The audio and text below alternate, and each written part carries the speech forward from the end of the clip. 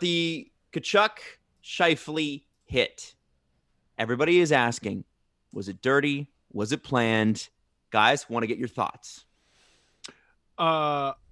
One Brad, aka Chunky, who is a member of the Dangle Navy and noted Jets fan, he said he had a very level-headed take on it, considering he's a Jets fan. And he basically said it's not dirty per se, but Matthew Tkachuk is exactly the type of player to try to get every piece of a hit.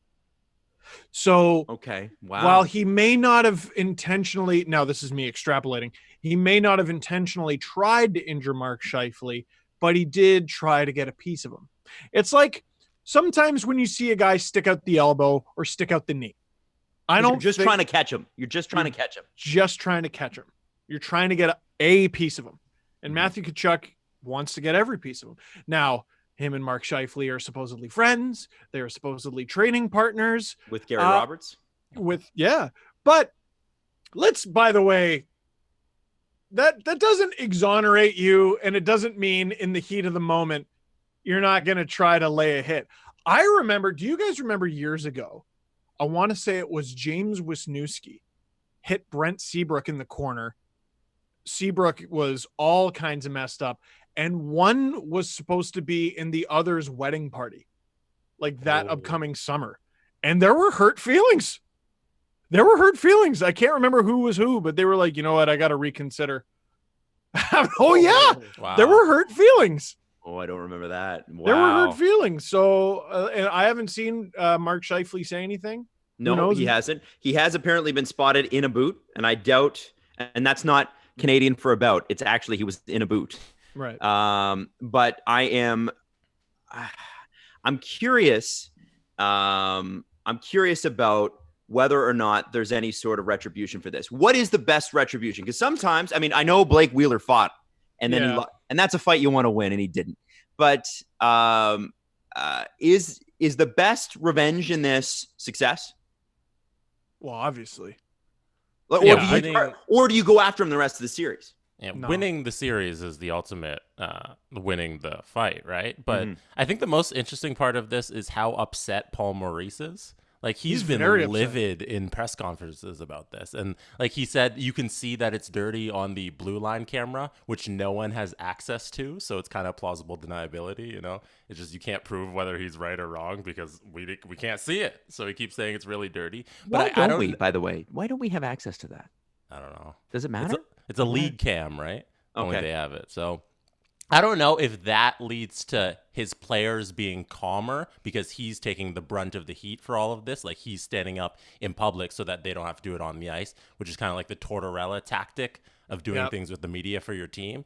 So I think there won't be anything really on the ice, and they'll kind of focus on just playing hockey because he's been so mad about it openly. Well, and it forced Jeff Ward to address it, which he very obviously didn't want to. And it's never poor Matthew Tkachuk. Are you going to feel better if your coach sticks up for you, but he has to, at the beginning of it, go, I feel the need to stick up for my player?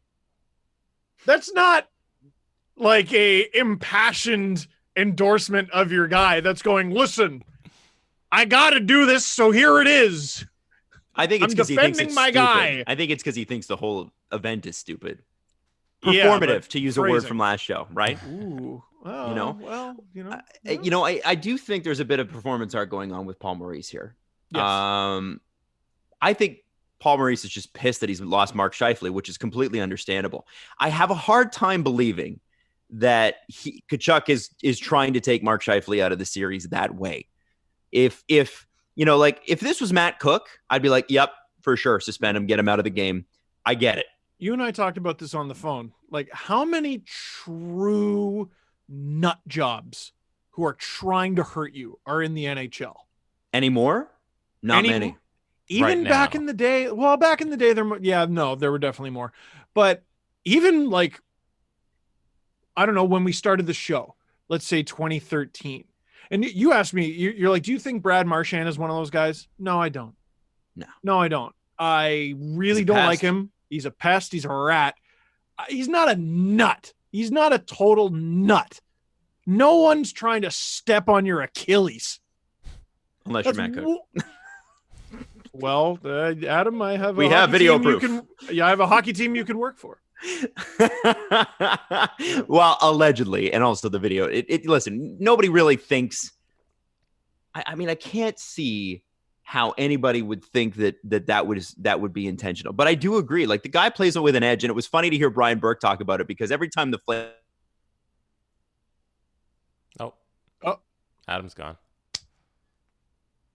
He's talking about the fact that he's like, Adam, we lost you for like. Oh, do you lose me? 10, am I here 10 now? seconds. You're back. You're here now. Okay. So did you get the Brian Burke part? Did I say that? Okay. No. So I found it.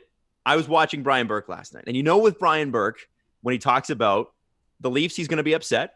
The Canucks, he's going to talk about the Sedins. And Calgary, he's going to talk about the great young players that they have who put that team together. Me. And I love Brian. And I say that I tweeted about that last night, right? Brian's got, I think he's one of the best entertaining faces we have in hockey. Thank God for Brian Burke. So he was talking about last night that he thought Paul Maurice was way out of line, which is a tack that you could probably, that's plausible. I can understand why he's taking that. And I think he's probably right. But he also then goes on to say, Tkachuk is not that type of guy. He just crosses the line. And thank God we have guys that cross the line. Mm-hmm. And so it was sort of like, no, he would never do anything wrong, except for when he does. And thank God for that. You know what I mean? That's why I love having a podcast. Like, can you imagine me with someone going, Steve, you have 10 seconds. Get your concise point across. He said 3 different things in that sentence. Yes. All of which deserved explanation.